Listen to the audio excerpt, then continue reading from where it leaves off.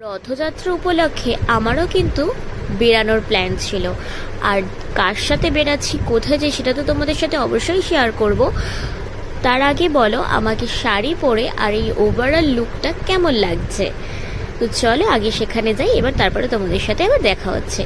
তো আমি এখন রয়েছি বাসে, আর বাস থেকে এখন নেমেও পড়েছি, চলে এসেছি বিশ্ব বাংলার ওখানে। আর এখান থেকে এখন যাব জগন্নাথ মন্দির আছে যেখানে আর কি, বিশ্ব বাংলার ওখান থেকে 10 মিনিট মতো লাগে। তো এখন আমরা রয়েছি অটোতে, আর এই যে আমার বান্ধবীও রয়েছে আমার সাথে।